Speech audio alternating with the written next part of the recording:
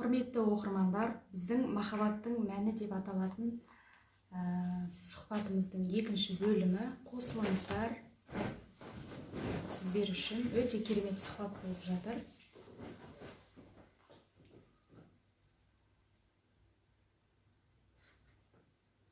Сіздерге сұхбат ұнап жатыр ма? Бәрі дұрыс болып жатыр ма? Кері байланыс жасап қойыңыздар. Дауыс жақсы болса деп айта отырғандарыңыз бізге күш береді, серпін береді деп қояйыншы. Қалайсыз аға, шаршаған жоқсыз ба? Көңіл күйіңіз жақсы ма? Шаршатып жатқан жоқ па менің сұрақтарым? Сұрақ өте сәтсіз сұрақ бұл. Жақсы, жарайды. Онда мен аға келістік. Және біз осыған алдын ала дайындалып келдік. Және шаршаудың мәні деген бар. Шаршаудың мәні не деген? Егер сен шынымен де елге пайдалы ақпарат беріп шаршайтын болсаң, онда дұрыс шаршап жатсың деген сөз. Жақсы. Ал егер құрбосқа есек тағалап шаршайтын болсам, онда айтуға болады. Босына шаршадым деп. Менің қазір осы эфир барысында аға бір нәрсе есіме түсіп отыр. Мен әжемнің қызымын, терме естіп өскен қызбын. Сол мына бір терме құлағымда қалып қойыпты. Бір ағамыз 12 әйел алады екен. Талай жерге барып көрдім, 12 әйел алып көрдім. Шешінгенер судан таймас, 12 қатын алып көрдім дейді. Әбден 12-сін алады, шаршайды. Соңында айтатыны бар. Қатын болды баққаным, ешбіріне жақпадым. 12-сін алсам да, ешбіріне жақпадым. Тағылай бар сырды мендей қылып айта алады кім? Маған сау-сау жер шарын шарламақпын. Әйелдердің шұқылап кіріздеген барлық бәле өзімде екен байқамаппын. Алтындай ұл-қыз табар қосағым ғой. Есің болса перзент үшін көндім дей сал. Жігіттер әйелмен әйелше ұрысқанша, жігіттер есің болса жеңдің дей сал, көндім дей сал дейді. Сонда біз екеуміздің бір сағат бойы айтып отырған дүниеміз осыған кеп тірелмей ме аға? Жігіттер көндім, жеңдің дейсе бәрін жеңе ма? Енді сіздің бұл сұрағыңыз таза психологиялық мәселе. Мен психология мәселесіне кірмеймін. Яғни эмоция бұрқ ете қалып, бір сәт үйде бір міндетті түрде болмай қоймайтын бір психологиялық бір шатасу матасу кезінде, ұрыс кезінде бүйте сал, қоя салсайшы деген нәрсеге мен кірмеймін.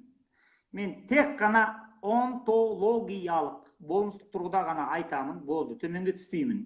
Себебі мен мына қазақ әйелдеріне ақыл айтатын коучтардың сабақтарын көрдім, ақтарып, не айтып жатыр екен мыналар, біздің қазақтың әйелдерін қалай тәрбиелеп жатыр екен деп.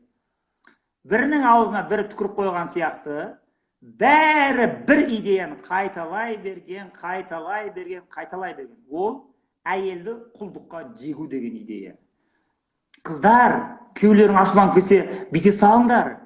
Қыздар, еркек адам бүйтіп кетсе, бүйте салыңдар. Қыздар, күйеулеріңді түсінбеймін, ол әйел сонда адам емес пе? Ол эмоциясын шығармай ма? Ол әйел ашуланбай ма? Ол ана еркегінің быттиып, құрбосқа дым бітірмей, әшейін мал тапқан, ақша тапқан, міндетсін қаны қампиып жатқан ол сынамай ма? Балдарына еш нәрсе үйретпей, құрбосқа әншейін сол холодильникті продуктыға толтырған міндетсін деп сөйлегені ол ашуланбай ма? Сонда түсінбеймін мен. Сондықтан сол жаңағы менің қарама қарсымда тұрған қазақ әйелдерінің бәрін құлдыққа жегіп отырған коучтардың бәрінің қарама қарсысына мен бір өзім қарсы тұрамын осылай. Яғни ондай әңгіме болмайды. Еркек адам болып тудың ба, еркек жынысты болып туудың мәні не деген сұрақты мен тағы да қоямын. Еркек жынысында туудың мәні не? Сені Алла тағала не үшін осындай хромосомамен шығарды? Себебі еркек адам болып туу шынымен де көп жетістік береді. Еркін қимылдайсың, елді аралайсың, артыңа сөз ермейді. сен даже қаңғып жүрсең де еркек ел араласа бағы ашылады, әйел ел араласа арты ашылады деген мақалдармен сені қолдап тұрады. Көрдің, көпті әйел адамдар қаншама нәрсе зерттеулер жүргізе алмайды, командировкаға бара алмайды, барса әңгіме шығады, сондай. Осыншама еркек болып туылып, осыншама арсенал, осыншама потенциал, осыншама мүмкіндік болып тұрып, еркек болып тұрып, жауапкершілік арқаламай әйелдің мойнына отырып алу деген просто өлім. Сондықтан Алла тағала, Тәңір тағаланың алдындағы жауапкершілікті еркектің мойнына іліп қоятын себебі сол. Оны қалай білесің? Пайғамбарлардан ақ біле берсек. Пайғамбарлар институты деген болады, ғылымда, дін ғылымда үйретеді. Пайғамбарлар институты деген бар кәдімгідей термин. Әйелден пайғамбар шығармайды. Не үшін? Соны анау тәпсірлейді. Әйелдер ақымақ болған үшін ана уағызшылар өтірік соғады. Ей, жынды, олай емес. Еркек әйелдің алдында, қоғамның алдында, елдің алдында жауапкершілікті артығымен арқалай алатын болғаннан кейін оған уақи түсіреді. Қайт түсіреді әйелге уақиды? Сол әйел жүре ма енді сол баласын емізіп, сол дін таратып, уақи таратып, сол енді сонда майдандар болады, теке тірестер болады, переговорлар болады, соған әйел адам бар ма, пайғамбар болып? Жүре ма сөйтіп артына сөз ертіп? Келмейді ғой. Сондықтан пайғамбарларда үлгі қояды. Міне, еркек болып туудың мәні осы. Сен барынша пайғамбарлар сияқты жауапкершілік арқалайсың. Басқа жолың жоқ. Мұхаммед пайғамбарды, біздің Хазіреті алейхиссалату вассалам, Хадишаның алдында өте мықты болған. 51-ден келген кезінде қайтыс болған ол әйелі. Оның үстіне әйел алмаған, 6 бала туып берген. Ол бойкоттың кезінде қайтыс болды әйелі. Сосын кейін барып уже бойдақ болып қалғаннан кейін қырғын майдан басталды дағыны. 40 құрау быт-шыт шығып атқан тайпалардың бәрін басын біріктірген кезде ана қарсы тараптың қызына үйленіп алады да соғыс тоқтатып тастай берді ана жерде. Себебі оның бәрін сен соғыспен аламайсың, адам өледі жерде. Әрбір соғыста өлген адам үшін ол жауап береді. Бір әйел жесір қалады деген сөз. Сол соғысты болдырмау үшін қызын алады да сол тайпаға күйеу бала болып кетеді, болды, бітті. Оның мәні сол. Сен қазір де сондай мына быт-шыт шығып атқан Қазақстандағы бөлшек болып атқан кландардың соғысын сөйтіп қатын алумен тоқтата алатын болсаң, ал, пожалуйста, біріктір. Ал біріктіре алмайсың ба, не үшін алып жатсың оны? Пайғамбар алды, дәлелдеді, не үшін алған? Мәні шықты оның. Мен мынау үшін деді, сендік. Бірақ оның ізінен ергендер, Қожа Ахмет Яссауи мысалға, алған жоқ қой. Бірақ әйелмен ақ істеп тастады шаруасының бәрін. Шәкәрім алған жоқ мысалға. Бірақ әйелмен істеп. Несі бар екен? Сондықтан жағдай, менен психологиялық ақыл кеңес сұрамаңыз. Бите салсын да, көндім сіз салса, жеңе ма, анау деген. Мен ондай төмендегі тақырыптарға бармаймын, кірмеймін, жоламаймын. Бір теманы айта берем. Оны ғылымда Құран принципі дейді. Принцип of Құран деп айтады. Принцип Құрана дейді. Ол не? Құран принципі деген сөз аса маңызды, өте маңызды. Жаңағыдай vital дейді ғой, жизненно важный. Тіршіліктің тірегі болып тұрған нәрсені қайталап отыра беру. Сол темадан шықпау. Мына Құрандағы аяттардың қайталанып келе беретін себебі сол. Ла илаха илlallah деп айта беретін себебі сол. Себебі адамдар Құдайды ұмытып кете береді. Құранда ібліспен мына адамның текетіресі Алланың дәргейінен қуылатын сюжет, сүре, аят 7 рет қайталанып келсе. Сол не үшін дейді? Ең маңызды нәрсе бұл адамның өміріндегі дейді. Яғни көкірегіндегі рухани байлығы мол адамды, парасаты, өзіңнен ақыл парасаты асқан адамды мойындау, ол өмірдің, тіршіліктің ең негізгі тірегі болып есептеледі. Қоғам тіршілік неден ірейт деген кезде өзіңнен мықты парасаты, ақылы асқан адамды мойындамай, көгеріп, сазарып отырып алу, сол сайтанның мінезі деп айтылады. Сондай аса маңызды нәрсені қайталап отыра беруді Құран принципі деп атайды. Мен Құран принципіне тұратын адаммын. Сондықтан еркек адам қайтсе жеңет деген кезде, еркек адам көкірегін тәңірлік құндылықтарға толтырса ғана жеңет деп жауап берем болды. Сол құндылық оған не істеп не қою керек екенін айтады.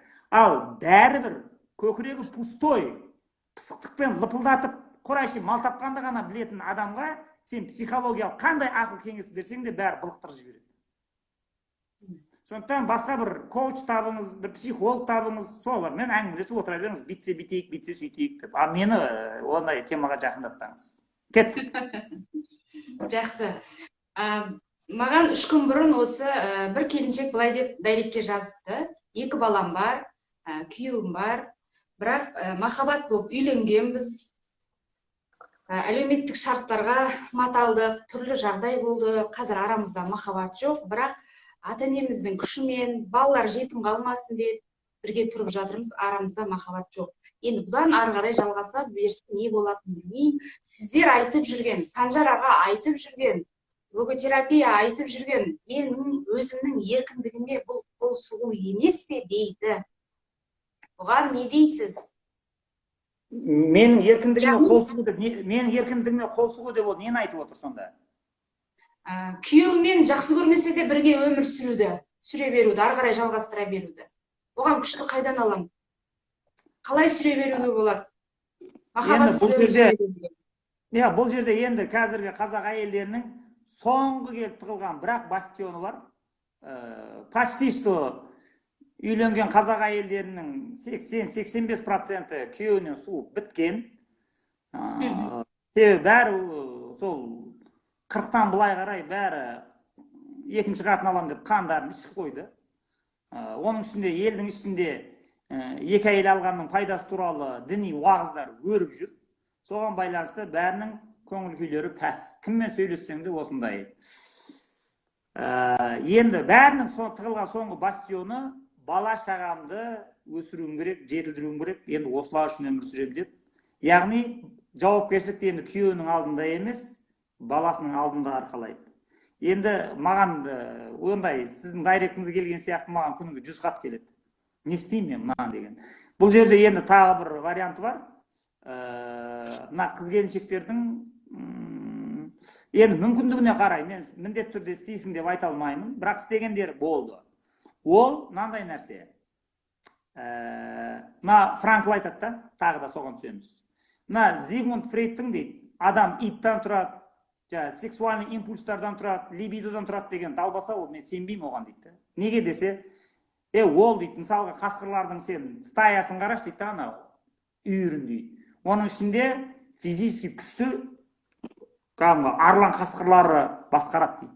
Бар жабай аңдарда солай дейді. Үйірді физически дене тұрқы ірі, жуан, қара күштің, дүлей күштің иелері ғана үйірді ұстайды дейді. Енді сен адамды қараш дейді. Адамда ондай емес дейді. Адамда сен бір қауым отырады дейді.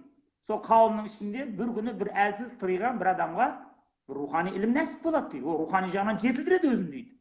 Уақыт өтеді, 3 жыл, 4 жыл, 5 жыл әбден рухани күш жинап алған адам ана бүкіл қауымды өзіне жинап алады дағыны физикалық жағынан ірі жаңағыдай мықты адамдарды басқарып билеп төстеп кете береді. Қанша оқиға болды дейді.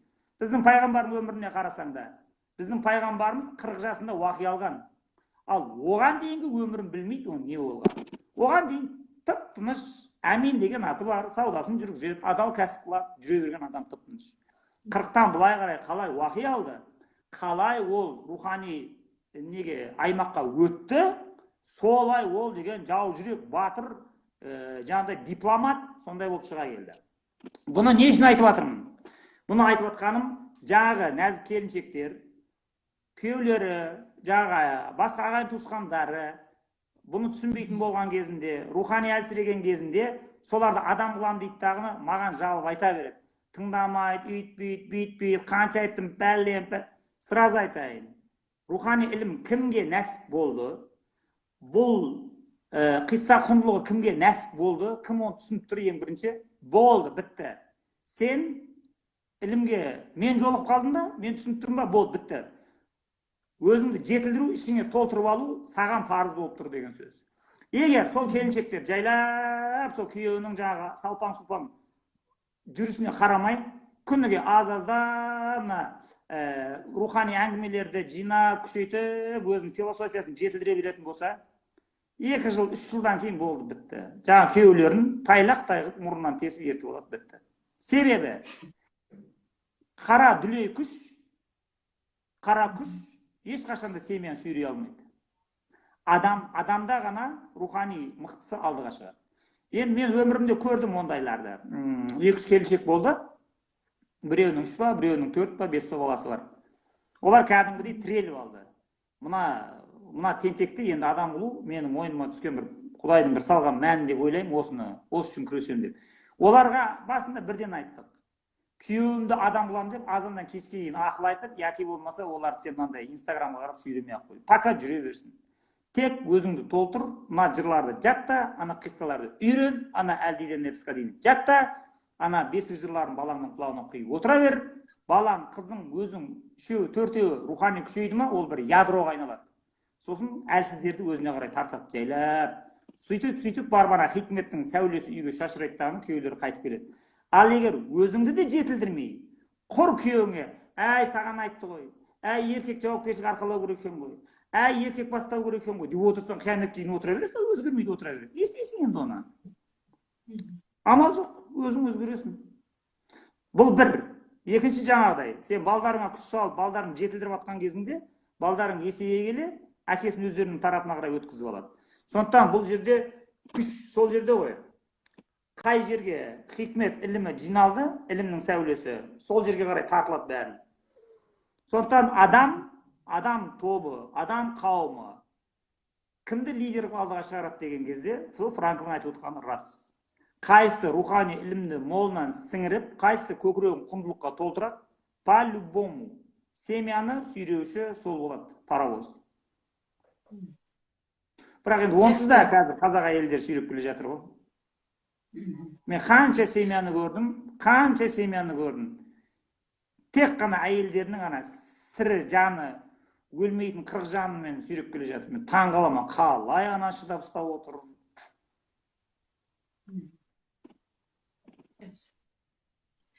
Бекерден бекер 40 жан бермеген шығар Алла тағала әйелге, иә аға онда.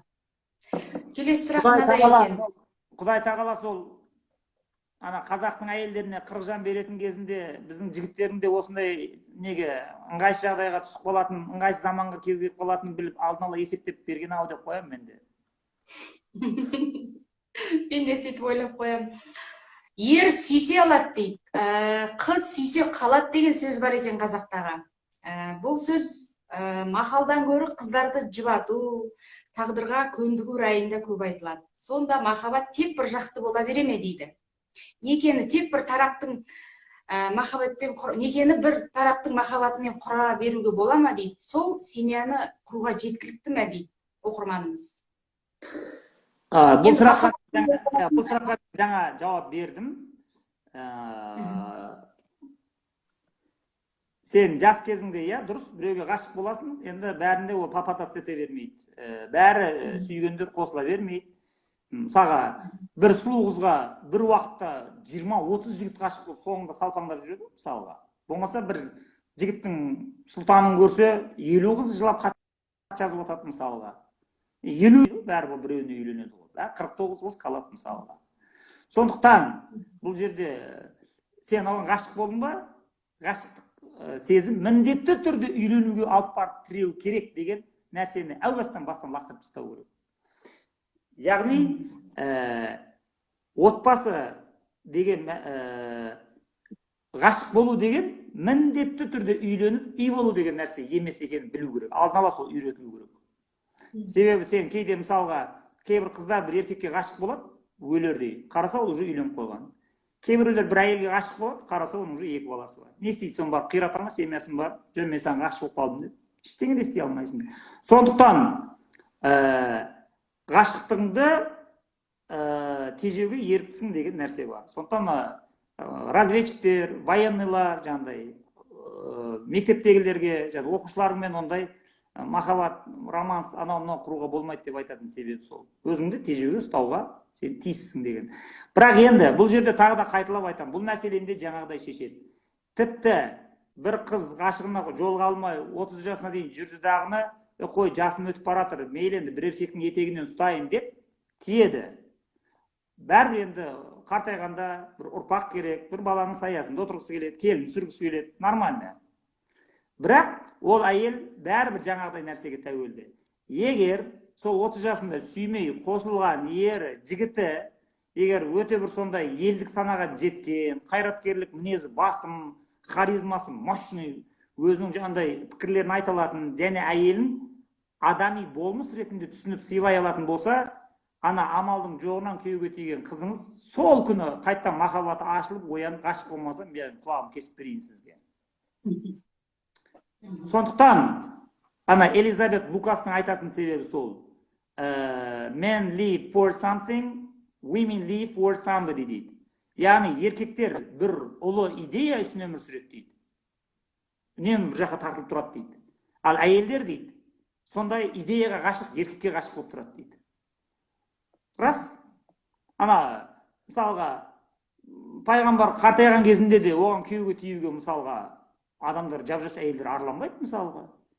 55-ге келіп қалған адамға 18-дегі 16-дағы қыздарын таласа береді. Не үшін?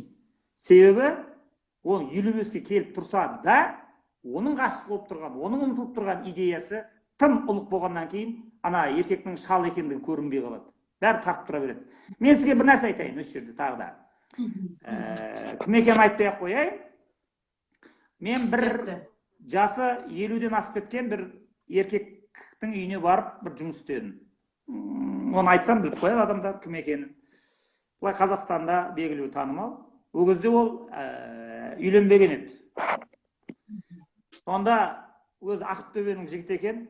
Кішкентай кезінде әжесінің қолында өсіпті. Әжесі қайдағы жоқ аңыз, әңгіме бәрін үйретіп тастаған. Білмейтін бәлеш жоқ. Еще кейін керек болады деп, мынандай күйме тігу, мынандай киімдерді үтіктеп алу, ана киімін жамап алу, тігін өнерін үйретіп тастаған ғой кішкентай кезінде. 99 өнерлі шығарған. Өзі вкусы деген сұмдық ананың.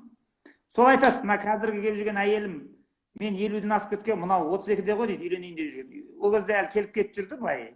Кейін үйленіп, официально қазір 2 баласы бар, семья болды. Сол айтады, сен бұған таңғалып отырсың ғой, мен 20 жас кіші деп дейді. Бұның алдындағы менің әйелім дейді, 20 жасар қыз болған дейді. Мен айтым, сен дені сау ғой, 20 жасармысың. Сен де сонымен алда басын айландырып алды дейсің ба дейді. Ол дейді, маған ғашық болған соншама үйіме келіп, кәдімгідей мен ал деп отырып алды. Мен айттым оған дейді, ала алмаймын сен тым кішкентайсың, ертең өліп қалсам жесір қаласың деп. Әрең қуып шықтым деп қояды. Сонда не үшін десем, мен өз таз шашы түсіп қалған. Деп қояды. Мен нағыз еркектердің принципімен өмір сүретін жігітпін дейді. Мен уәдеге берік адаммын деп қояды. Сен мына жаңа 20 жасар қыз дейді маған ғашық болғанда. Мына суайт 20 жасар замандастарыммен, өтірікші жігіттермен ойнап күлгенше, 30 жас үлкен болсаң да сенімен бір күн өткізгенім әлдеқайда жақсы деп, осы жерде менің жаңағыдай түсіп қалған шашымды тарап отыратын тұғым деп әңгімен соғып отыр. Сол кезде мен білдім, себебі шынымен де анау мынандай уәдеге өте берік, нық сондай харизмасы деген, даусының өзі гүр етіп, сосын қызық бір андай идеялармен ауырады ана адам. Енді айтсам танып қояды енді оны адамдар, өте былай танымал адам. Соны айтып жатыр, мен дейді үйтіп әйелдердің басын айналдырумен айналыспаймын, сен мен ойлап қалма дейді, бір жаңағыда бір жүрген злодей екен деп дейді. Соны ана қызы зорға қуып шықтым деп қояды. Кейін енді ана 32-дегі, сол 32-дегінің өзі 20 жас кіші, соның өзі анаған жаным күнім деп, содан 2 бала туып, баласы туған кезінде кәдімгідей барып оның тұсауын кесіп той жасап сөйттік. Содан мен білдім, мынау гәп екен ғой деп. Сонда 20 жасар қызың болсын, 25 жасар қызың болсын, уәдеге беріп, қайратты, сондай ол бір елдік санамен ауыратын еді ана жаңағы еркек, 50-дегі адам. Кәдімгі Қазақстанның болашағы, анау мынау деген рухани әңгіме, мәдени кеңістік бәл әңгіме соғады кәдімгідей. Сонда сол качествосы, оны сол қызықтырып, сол 20-25-тегі қыздардың өзі анаған күйеуге тиюге сонда дайын отыр. Көрдіңіз? Сондықтан осыны ескеру керек деп ойлаймын мен. Жалпы бәрібір сіз мені қалай айландырсаңыз да, ер адамның качествосын өсіру керек. Ер адамның качествосын өсіру керек деген әңгімені айта беретін себебім сол. Не үшін Диуани Хикмет өлмейді мысалға? Себебі Қожа Ахмет Яссауи еркек, ер деген сөзге жаңа мағына жүктеп тастаған. Өзінің заманында. Яғни алдыңғы ескі түсініктерді лақтырып тастаған. Бұрын жауға шапқан батырларды жаңағыдай барымтаға барып сойылмен патыр-пұтыр төбелесіп жүретіндерді, молодец жігіт еркек деп рудың намысын қорғайтындарды айтатын болса, ол төмен деңгей ғой енді. Ол құриды ғой. Егер үйте беретін болсаң, ұлт жойылып кетеді. Соны алдыдағыны жоқ болды, олай болмайды деді. Нағыз ер Құдайдың дидарына ғашық болғандар деді. Нағыз еркек болсаң, онда Құдайыңа жалын көрейік деді. Сөйтті дағы диваны хикмет оқысаңыз, ер деп Құдайдың дидарына ұмтылғандарда, ер деп осы идея таратасың, үйрете бересің, бәріне үйретесің. Бұл идея әбден тарағаннан кейін, уже қазақтың жігіттері бір дүниеге, бір дүниеви бір жылтыраққа ғашық болып жүргенде ұялатын жағдайға дейін келу керек. Енді бір қызға айтайын сізге. Сіз енді бүйтіп ойлап отырсыз ғой. Құдай дидарына ғашық болса, онда ол қызға ғашық болмай қояды деді. Мен үйленгеніме 1 жыл ма, 1,5 жыл болғаннан кейін осы рухани ілімге жолықтым. Сол кезде маған осы ілімді үйреткен кісі айтты. Мен оны тақсыр деп айтамын. Сол тақсырым айтты. Шанжархан, осы бастан үйретейін деді. Әман да мына ғайыпта тұрған Құдайдың дидары дегенде ынтық, ғашық, махаббатпен болған кірмейтін болсаң, бәрі күйрейді, бәрі құриды. Сондықтан шәкәр матаңды қара. Ғашық болғаныма таңданатын түк те жоқ. Жер жаралмай тұрғанда беддастың нұры бар. Жан беретін дәрігердің де емтіп алмай қор болар. Bir барда тіпсізде жоқ емес бұл қасиет. Оны өшіріп бәріңіз де дедіңіздер жауды жар деп маған оқыды сөйде. Еркек адамның дерті қайтсем Құдайдың дидарын көрем деп ынтық болып тұру керек. Мені уайым басты. Мына кісіге қайдан ғана жоқтым. Енді Құдайға ғашық болу керек, Құдайдың дидарына ұмтылу керек деп мен ойлайтын болсам, ол кезде жаңадан үйленген кезім, ойбай, келіншегім деген мынандай кезі. Ажырасып кетсем қайтемін, Құдайға ғашық боламын деп ертең әйелімді қуып жіберіп. Сөйтсем, махаббаттың көкесі сояқта екен ғой. Сен қалай ана идеяға ынтық болып ұмтыласың, қалай сен соған қызға кіресің, соғұрлым сен әйеліңе қызық бола бересің, уақыт өткен сайын. Соғұрлым әйелің саған ұмтыла береді. Сен де сол ұмтылғанға қарай оған ұмтыласың. Егер сол кезде мен сол ілімге жолықпай, екеуміз бір-бірімізге қарап алып, жаным күнім бәбә, ты меня любишь, не любишь деп отыра бергенде, енді Құдай білсін. Біздің семьямыздың не болатынын. Көрдіңіз? Енді бұл, конечно, сәл ауырлау. Адамдар айту мүмкін, енді елдің бәрі ондай емес қой. Нигилистер айтады енді, еркек бәрі ондай емес қой. Енді не істейміз енді ондай болмаса? Бәрібір антологиялық тұрғыда біз ең бірінші оригинал жағдайында ер адам қалай тұру еді деген теманы бәрібір айта береміз. Одан кейін сен оған тартыласың ба, тартылмайсың ба? Сен сол Құдайдың дидар деген идеяны қабылдайсың ба, қабылдай алмайсың ба? Ол сенің проблемаң, айналайын.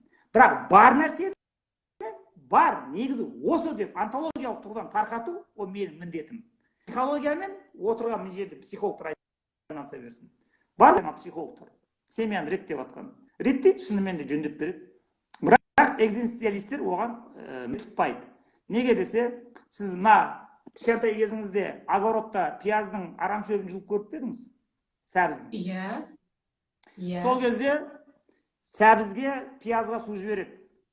Сөйтеді да балшық қылып тұрған кезде арам шөбін жұлыңдар деп отырғызып қояды. 80-80 жылдары. Сонда 4-3 оқитын балдарымыз бәріміз зорып алып арам шөбін жұламыз. 2 күннен кейін күн ысиды, анау сәл кебеттағыны, одан кейін арам шөбін жұлсаң, кеуіп кеткеннен кейін тарс етіп тамыр түбінде қатып кетеді ананың. Соны айтады, дұрыс жұлмадың ана, суғарып барып жұлуың керек, тамыр қатып кетті, ертең ана жуан болып шығады, ана проблема болады дейді. Соны экзистенциалистер айтады, ер мен әйелді жарастырған кезінде еркек адам, әсіресе еркек адам, мейлі әйелде, өзін антологиялық тұрғыда бар ретінде самосознание, self-consciousness дейді, бір рухани болмыс ретінде сезініп тұратын жағдайға дейін алып келмейтін болсаң дейді, ана теория емді, ол бәрібір уақыт өте келе аналардың семьясында проблема қайтып шығады дейді. 15-20 жылдан кейін.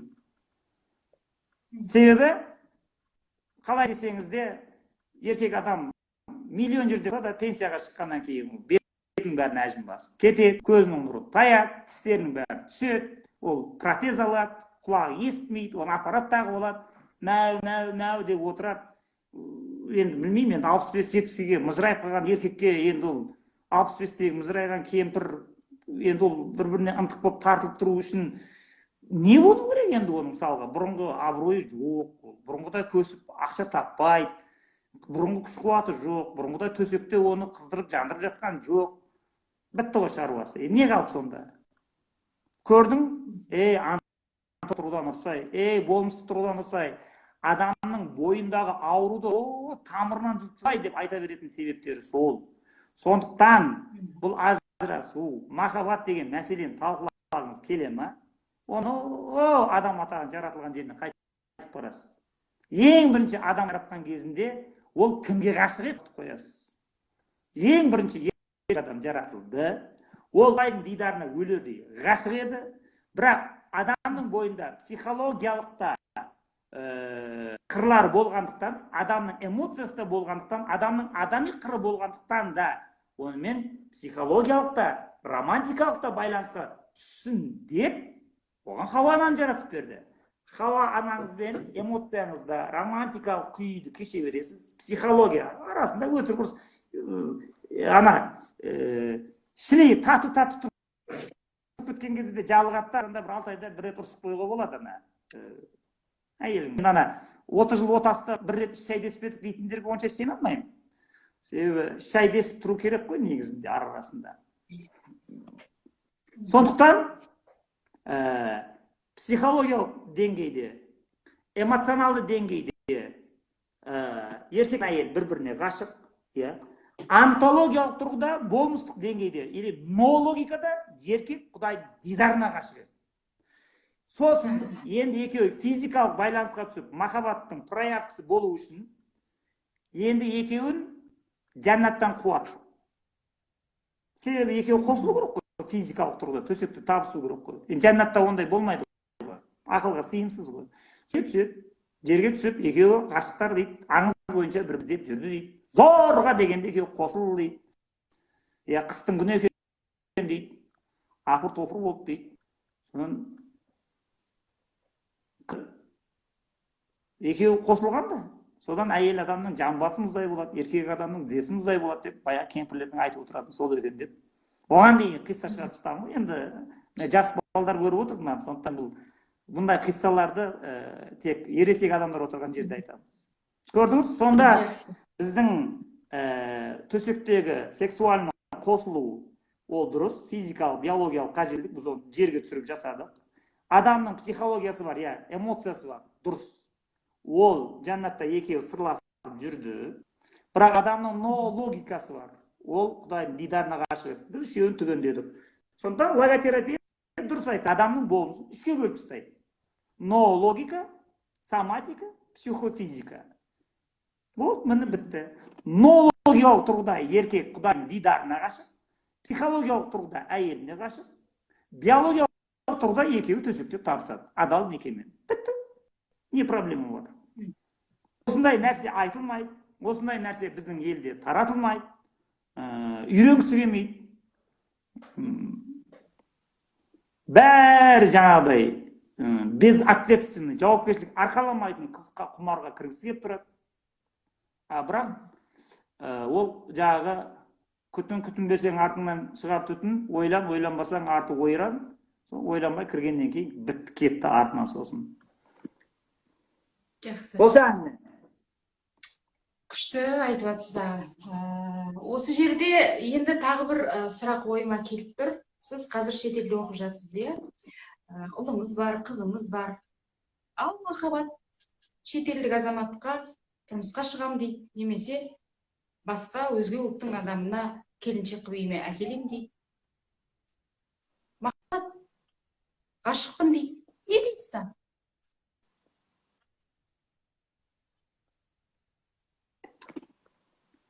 Так, осындай нәрсе болуы мүмкін деген нәрсені ақылды ата-аналар бала туылған кезінде бесікте жатқан кезде есептейді оны.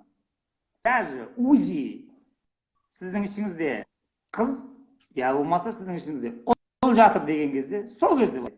Мен жалпы өзім кейін есейгеннен кейін сондай проблема болуы мүмкін. Жаңағыдай мен ғашық болып қалдым деп біздің өркениетті, біздің мемлекетшіл идеяларды жалғасын, яғни болмаса басқа мемлекеттен болатын бір нәрсеге ұрынбас үшін, оны жатырда жатқан жерден бастайсың. Сондықтан мен өзім әйелім көтерген күннен бастап үнемі жария зікірде, я болмаса Қожа Ахмет Яссауидің ху деген сұхбаты, ху зікірі, болмаса зикір арраға обязательно отырғызып. Туғаннан кейін түрде ой жүр, менің балам осы ма, басында бақсы ма, ғайып ерен 40 жылтен, бөбегімнің досы ма, ла илаха иллалла, иллаллада пайда бар, Мұхаммедтің үмбеті, осындай бөпе қайда бар. Сәл есейді ма, бәрін ху сұхбатына отырғызам. Бәрі жаттайды. Түгел. Үлкен балам да сол. Бітті. Баланың көкірегіне қандай құндылық құйылды, ол өзінің жұбын сол тараптан іздейді. Жараспайды бәрібір. Сондықтан бұндай проблеманы сенің ішіңде бөпе бар деп узи айтқан күні бастайды адам. Жалпы ақылды адамдар бәрі сөйтеді. Оны еврейлердің де сөйтеді, бәрі дүниежүзінің адам. Сондықтан менің үлкен балам да бар. Мен де оған еркіндік бердім. Ал көрейік кәнді. Бірақ мен оның көкірегін Қожа Ахмет Яссауидің хикметтерімен толтырып тастаған тұғында уже. Бір 30 ба, 25 ба хикметін жатқа сол ху деп зікір айтып отырады менімен бірге. Сол да жігітшілік қылып көрді. Былай, әдемі сұлу қыздарын. Бірақ көкірегін бұлық, бір оны жақырай тартты дағыны, ол да өз сияқты ху дейтін біреу тауып алды кешке. Сонымен зикр арраны ұрып алды. Так что это вопрос не для меня. Сіз оны, ұлын қызын осындай өзінің төл топырақ өсіп шыққан рухани құндылықтарды құймай өсірген ата-аналарға барып қойыңыз. Сосын олардың құтылатын, қашып шығатын жалғыз ғана дәлізі қалады. Баланың ердігін шектемейік, өзінің еркінде өзінің таңдауы осы ғой деп. Ал қандай құндылықтың негізінде ол таңдау жасап тұр? Ол сұрақты қоюға духы жетпейді ғой оның. Ол қуыс кеуде ғой, бітті ғой. Жақсы. Келесі сұрақ мынадай аға, оқырмандарымыздан келген екен, енді ислам дінінде махаббат, ғашықтық тақырыбы айтыла ма дейді. Меніңше айтылмайтын сияқты. Мешітте қызға ғашық болуды уағызда отырған молдан көрмедім дейді. Керісінше, Алланың разылығы үшін үйлену керек деген идеяның насихаты басым. Некені махаббатқа негіздеп үйленген дұрыс па, әлде Алланың разылығы деп көзді жұма салып үйленген дұрысырақ па? Осы сұраққа Санжар ағамыз не керек? Бұл сұраққа да жаңағы. Бұл сұрақ аспанға лақтырып жіберсең, тарс етіп, 4 аяғымен түседі, мысықша бір нүктеге қайтып тірелеміз. Қараңызда тұрмыз. Біріншіден, күні кешеге дейін революция болып, төл рухани дейін, 1000 жылда Қожа Ахмет Яссауиден бері келе жатқан хикмет ілімі жойылғанға дейін қазақтың даласында как раз таки ғашықтарды армансыз жырлаған. Ана жыршыларыңызға қараңыз, ана Маңғыстаудағы, Сыр бойындағы Сейфіл Ләйлім, Мәжнүн, Фархат, Сырым, Жүсіп пен Зылиха, айналайын-ау, басқаларын қойшы, Жүсіп пен Зылиха деген кәдімгі Құрандағы бір сүрені 12-ші сүре ғой деймін баманы. Басынан аяғына дейін екеуінің хикаясы ғашықтық. Сонда как раз таки Құран бәрін есепке алған. Романтиканы да ұмытпаған. Соның ішінде Жүсіп пен Зылиханың екеуі қалай ғашық болып, артынан жүгіріп қашып. Сонда нағыз еркектің де адал неке болмай, ондай ситуациядан қашатын жерлерін бәрін, одан қашса не болатынын бәрін көрсетеді сол жерде.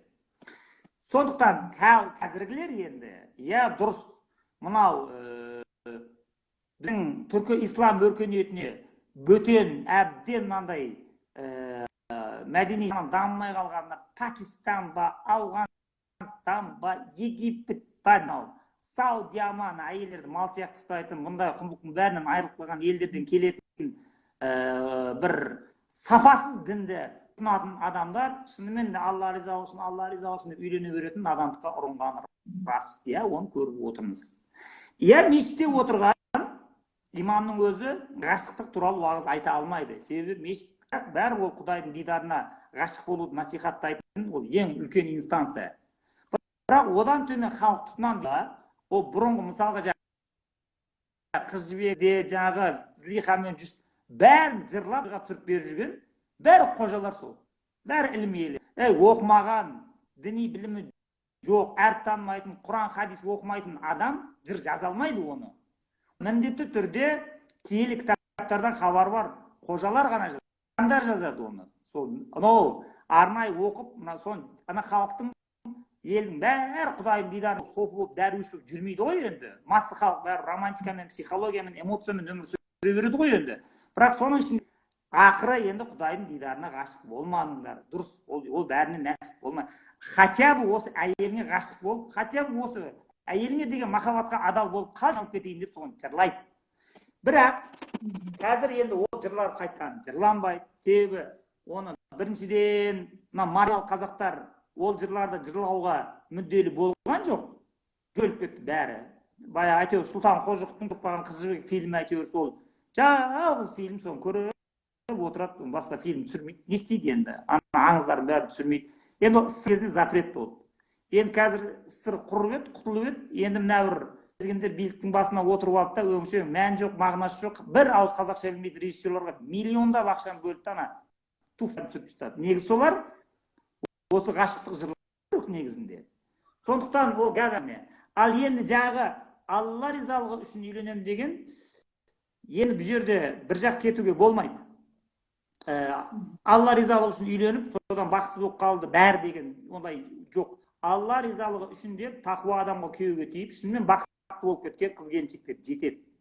Олардың еркектері шынымен де Құдайдың алдында жауапкершілік арқалап жүреді, кәдімгі әйелдерін тастамай. Сол діндеріне шама шарқы келгенше уағыздарын дұрыс айтады, тақуалық ұстанады, жаңа зинадан сақтанады деген сияқты. Ойбай жағы жақсы бір тақуа жігітке күйеуге тиген жақсы болды, дін деген жақсы екен, ішпейді шекпейді деп отырған әйелдер де бар. Бірақ осы қыздардың тақуа жігітке, намаз оқитын жігітке үйленсек өміріміз дұрыс болады деп таңдау солай қарай жасайтын әлсіздігін дейміз ба, или сондай бетін ба, теріс мақсатта пайдаланатын өтірік тақуалар да қаптап кетті.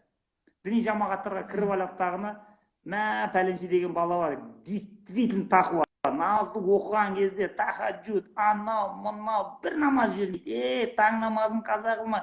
Ана еркекті көрме өлшемді ала алмайды. Ана ер адам болмысы қандай болу керек дегенге антологиялық талдау жайттағыны, ер адам қандай болу керек дегенге ер адам намаз оқи беретін болу керек деген тығып жібереді, болды бітті. Сонымен намаз оқи ма ең бастысы, намаз оқи ма болды деп Алла ризалығы үшін қаншасы тиді. Таяқ жеп бәрі ажырасып, телефонмен талақ беріп бәрі кетті. Мен осыдан қыстың күні барғанда Қазақстанға, сол кезде менен бірге сондай бір келіншек барды. Солай осы мәселені көтеріп, ана өзінің өмір сүретін жамағатының қыздарын қалай уже топ болып кеткен маған айтып берді. Пәлен деген подружкам бір жамағаттың ішінде 4-ші жігітке күйеуге тиейін деп жатыр, Алла ризалығы үшін деді ғой. Соны анау алады, 3 ай, одан талақ дейді, анаған кетеді, ол 3 ай артайды. Сонда бір 2 жылдың ішінде 4-5-іне тиіп тастайды, бала көтереді, қайсысынан көтерген. Сондықтан, яғни жаңа айтылған, жүрек көкірегі көр болған, ешқандай құндылық сүмеген, яғни ер адам Құдайдың дініне ғашық болу керек деген идеяны вообще жақындатпаған бой. Аферист, дінді таза өзінің құмарлығына үшін ұстанып жүрген жалған тақуалардың күрчеуіне түсетіндер бар. Және көбейіп баратыр деп ойлаймын. Өзім өмірде талай көрдім, талай жылап келді. Сондықтан еркек адам, ер жігіт намаз сол күні оның көкірегі құндылыққа толып қалады деген өтірік. Ол ұзақ жылдарға созылатын процесс. Құдайдың құтты күні адам өзімен айналысады. Еркек болып тура саған тыныштық жоқ деген сөз ғой.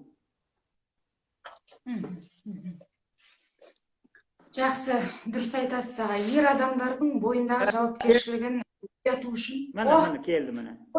Жасаған берген қалың қалай жақсы ма? Сенің ақылыңды тыңдап. Мынаған міне еркек ба? Мына еркек бала туды ма? Қазір 5-те. енді 20 жылдан кейін бұл бір қазақтың қызының бағын ашу керек. Сол үшін бүгіннен бастап үйретіледі бұған. Бүгіннен бастап. Ертең бұл 20-ға келгеннен кейін бұған ештеңе үйрете алмайсың, бұл кетеді жайына. Шындаға. Біз тексеру келіп тұр ғой. Иә. Жақсы.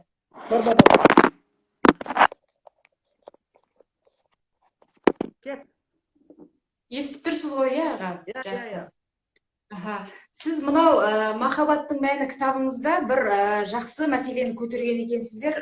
Сіздің мысалыңыз ғой деп ойлап тұрмын. Сіз айттыңыз, жаңа 4 жігіттерге жаздық деп айттыңыз. Түркияда бірде дейсіз, Түркияның Кайсери қаласында бір түрікпен жолығып қалдым деп қызғаныш мәселесі туралы айтасыз. Жалпы Түркия елі дінді жақсы ұстанатын ел ретінде біз білеміз. Ішімдік, зинақорлық, басқа жағынан тыйым аз деп білеміз. Бірақ қызғаныштың оты, егер мынау мысалға қарасам, өте өртеніп тұрған секілді. Осы мысал сіздікі сияқтыға өз аузыңыздан естісек деп отырмын. Қызғаныш тақырыбына тағы келіп тұрмыз. Иә, мен танимын ол кісіні. Үлкен 50-лерден асып кеткен кісі, жаңағыдай түрмеде күзетші болып, охранник болып істейді. Содан мен сөйлескен кезде сұрағам, көбіне қандай немен отырады деген кезде, әйелін қызғанып, өтіп тастайтындар жиі кездеседі деп сол айтты. Сондықтан одан кейін жаңағыдай ойбай Түркия мұсылман ел екен, дінді қатыр ұстайды екен деген. Енді былай мәдениеттің деңгейінде ұстайды енді. Азандар шақырылып тұрады, әйтеуір жұмаға барады, олар да сөйтіп жүреді. Бірақ ол сен жұма намазға үзбей бара берсең, көкірегің құндылыққа толып қалмайды ғой. Сен жұмысқа барып келгеннен кейін тағы да уақыт бөліп өзіңмен айналысуың керексің ғой. Сондықтан бұл Түркиядағы еркектеріңізде жетісіп тұрған жоқ. Әйтеуір мұсылман деген аты тоңқаңдап намаздарын оқып жүреді бұлар да сол тақырлар. Сондықтан даже бізге сабақ беретін мен профессорлардың қаншамасы айтып отырады, мысалға біздің еркектерден қасиет кетті, анау мынау пәлен пәшін, көбісі жаңағыдай әйелдердің айтқанынан шыға алмайды. Бізде баяғыда қазақ деп әйеліне бағынбайтындарды айтатын еді. Сен сияқты қазақтар көп болса ғой осы жерде өзінің қалауымен жүретін деп арасында күлдіріп айтып отырады, сондай. Сондықтан жаңағы еркек адам өзінің бойындағы ішік мұхаббатты трансцендентті бір барлыққа, бір құдіретке қарап бұрмайтын болса, бойындағы әйелді қызғанатын жабайы инстинктінен құтылу деген оңай шаруа емес. Жұмыс қой кәдімгідей былайша айтқанда. Өле-өлгенше өзіңмен күресіп, өле-өлгенше уақыт бөліп, өле-өлгенше өзіңді қашайсың да отырасың. Жақсы. Аға, біз 2 сағат көлемінде қазір махаббаттың мәні туралы әңгімені айтып жатырмыз. Енді бізді тыңдап отырған оқырмандарымыз, егер махаббаттың мәні кітабын алып оқыса, осы проблемалардың деп айтайықшы, күнделікті кездесіп жатқан қанша пайызымен доғара алады, өзімен күресе алады. Кітап қаншалықты әсер етеді, әсері бола ма? Әлбетте болады, бірақ қаншалықты? Білмеймін енді, олай ештеңе кесіп айта алмаймын, себебі махаббаттың мәні деген кітап біріншіден әлі бір жақсы жарнама жасалып, бұл кең тарап сатылып, жастар жаппай жапа-тармағай оқып жатыр деп мен айта алмаймын. Біз енді білмеймін енді ондай, мен енді бұл қанша тиражбен шықты, және оның қаншасы сатылды, қаншасы сатылып жатыр білемін ғой енді. Сондықтан бұл аса қатты сатылып жатқан жоқ, себебі адамдар махаббат деген нәрседен датта ғой, нигилизмге ұрынып шаршап кеткенде қойш білеміз оның не екенін, арты ажырасу ғой дейді, оны өтіп кетеді.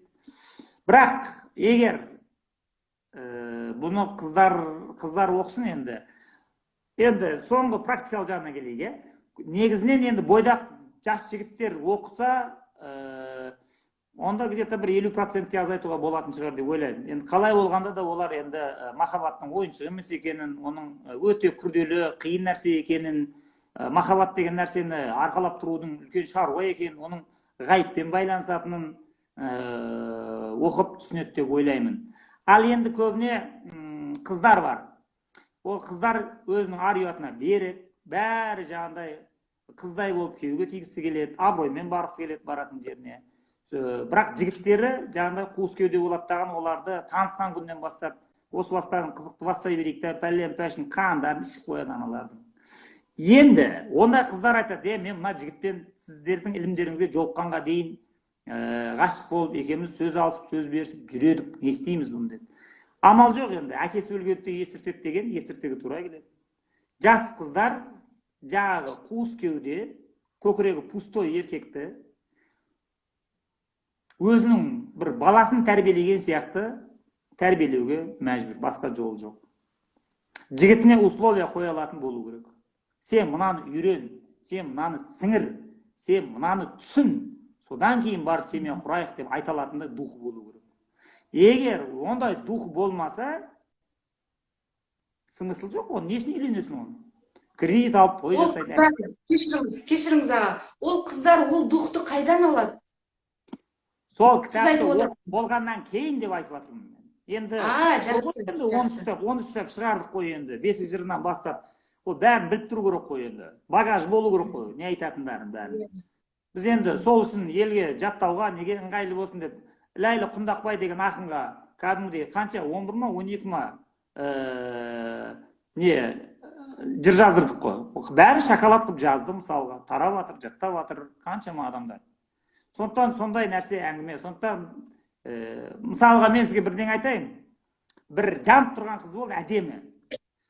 Сол осы біздің әңгімені тыңдап, махаббаттың мәні логотерапияны оқығаннан кейін барып шошып кетті. Ойбай, менің жігітім бар еді. Ол екеуміз кездесіп тұратын едік, үйленеміз деп жүредік. Бірақ ол мына әңгіменің біреуін білмейді. Мен не істеймін деп. Сосын айттық, егер ол шынымен де нағыз ғашық болатын болса, оның көкірегінде құндылықтар әлемі ашылып, ол бір театрға барып, кітап оқып, музыка үйреніп, өзін жетілдіріп дамыту керек. Ал егер құмарлық болатын болса, онда оның есіл-дерті секс. Бұл басқа ештеңе жоқ жерде. Сен тексер дедік. Сосын ол тұрды да кешке WhatsApp-на шықты, анау жымың етіп атып шықты WhatsApp-қа. Сәлем жаным, не істеп жатсың деп. Соған бұл тұрды да, иә жаным бармын, анау. Соны сұрақ қойды. Осы сен мені қашан бер сүйесің? Ойбай, мен сені бір көргеннен құладым деп соқты анау. Қанша ойбай бәлемнен бар саған, сені бір көрмесем тұра алмаймын. Онда сен маған ғашық болып есің кеткелі бері қаншалықты мәдени тұрғыда байыдың. Мені қуантам деп, болашақ бала-шағамызға керек болады деп, қандай кітап оқыдың, қандай кино көрдің, қандай бір өнер үйрендің, я өлең жазып кеттің ба? Ана жігіт сымағы, пәленше құмасой, құмасой, пәленше құмаш, қуасың сен, басқа түк айта алмады анау. Сосын бұл қыз условия қойды. Мен саған 3 ай срок берем деді. Сенің көкірегіңде құндылықтар әлемі ашылу керек. Сен негіз дамуың керексің. Мынау страшный нәрсе. Бізді катастрофа күтіп тұр. Біз ажырасып кетеміз. Себебі сен өліп өшіп тұрсың қазір менің бетіме. 3 айдан кейін басылады бұл. Сосын мен қайда барам? Бәрі шаруа біткеннен кейін. 3 ай срок берді. Анау сол құмашымен кетті ғой жайына. Шығарып салды. Үйленген жоқ. Көрдіңіз? Сол қыз, бірақ ақылды, өзінің өміріне асқан жауапкершілікпен қарайтын батыл қыз еді. Сөйтті дағыны қуыс кеуде бір еркекпен болашағы жоқ шаңырақ көтеруден өзін құтқарып қалды. Көрдіңіз? Сондықтан қыз бала тұрмысқа шыға ма, сұрау керек одан. Сен дертің не өзі? Сен дертің не? Қандай идея саған тыныштық бермейді? Екеміз үйленгеннен кейін бар ма? Қай жаққа қарап жүреміз біз? Ең бастысы біз бір-бірімізді сүйеміз дейді. Ал, жақсы. Үйлендің. Сосын одан кейінгі бағыт квартирный вопросты шешу.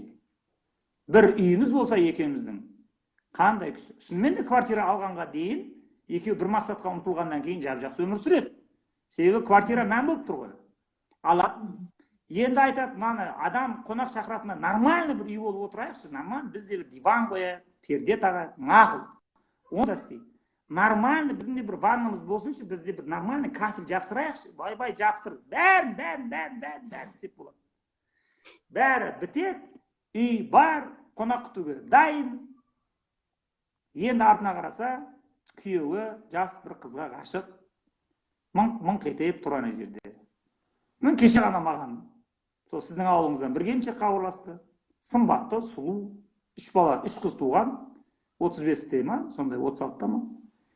Күйеуім дейді, 3 қыз туғаннан кейін енді формам өзгерді дейді. Ата-енемді бақтым дейді. Өзімді күте алмадым дейді.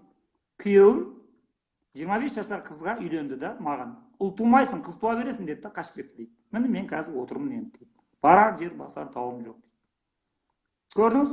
Так что бұл экзистенция вакуума, қуыс кеуде, пустой көкірекпен профессионал өмірге қадам басу, үйлену, шаңырақ көтеру деген аса қауіпті нәрсе. Енді заңмен тыйым сала алмайсың, конечно. Қуыс кеуде еркектерге үйленуге тыйым салам деп заң шығара алмайсыз. Бұл заңды барлық жігіт өзінің мойнына өзі жүктейді болды. Мен көкірегімді қатырмайынша, болашақ өмірге келетін ұрпағымның көкірегіне ізгіліктің, даналықтың дәнегін егетін рухани багаж жинамайынша, мен үйленбеймін деп өзіне сөз бермесе, түкті істей алмайсың. Егер ол үйтпесе, онда ол функцияны қыздар алады мойнына. Сен мен қойған талаптарды орындамайынша, мен саған күйеуге тимеймін дейді. Бірақ енді ол үшін қыз незаменимый сондай сұлу, сымбатты болу керек те енді. Ана жігіт пішту, сен болмасаң басқа қыз тауып аламын деп айта алатын шамасы болмау керек. Жақсы аға, осы жерде уақыт аз қалыпты, мен бір теманы ұмытып кетіппін. Харисткалар типі деген бар кітаптың ішінде, бір-бірінен айнымайтын қыздар туралы. Осы туралы қысқаша айтыңыз, сосын эфирді аяқтаймыз аға. Жоқ, болды, кеттік. Ол мынадан шығады, Виктор Франклдың тағы да The Doctor and the Soul деген кітабы бар. Орысшаға аударылған доктор и душа деп. Соның басында басталады. Жалпы бұл дүниеге келудің мәні не дейді? Дүниеде бар болып тұрудың мәні не деген сұрақ қояды. Дүниеде бар болып тұрудың мәні Тәңірі тағаланың саған ғана нәсіп қылған мінезін, құлқын, өнерін сыртқа шығару дейді. Өзіңнің ешкімге ұқсамайтын болмысыңды ашу дейді. Болды. Егер қыз я ұл басқа біреуге ұқсап қалатын болса, болды, оның құны автоматически жоғалады. Мысалға, сіз художниксіз деп есептейік. Сіз Леонардо да Винчидің салған әлемдегі ең атақты, ең қымбат деп есептелетін Джаконда Мона Лиза деген суретін айнытпай, даже одан асырып салатын болсаңыз, бәрібір сіздің салған суретіңіз барға есептелмейді. Ол қайталау. Ешкім сіздің суретіңізді сатып алмайды. Бәрібір сіз қайталадыңыз. Оригинальный, пока өзіңіз бірдеңе салмайынша, сізді ешкім художник деп мойындамайды. Өмірде тура сондай дейді, айтады. Әр адам қайталанбас өзінің болмысын жарқ еткізіп көрсету керек.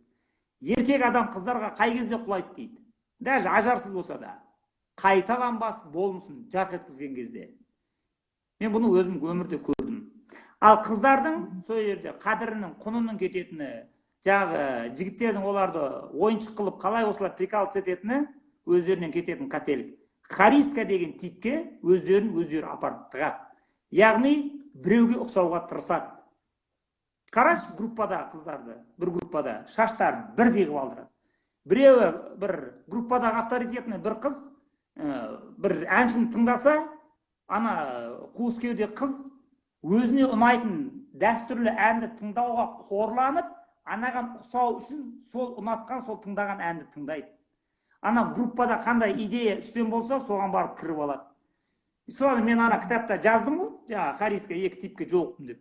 Шаштар бірдей алдырған, бірдей айфон, бірдей киім, әңгімелер бірдей музыка тыңдайды.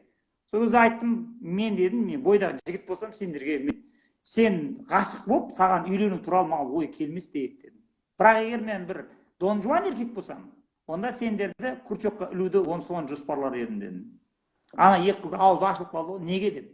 Мен сендер сияқты қыздар толып жатыр ғой, толып жатыр. Аяқ алып жүре алмайсың.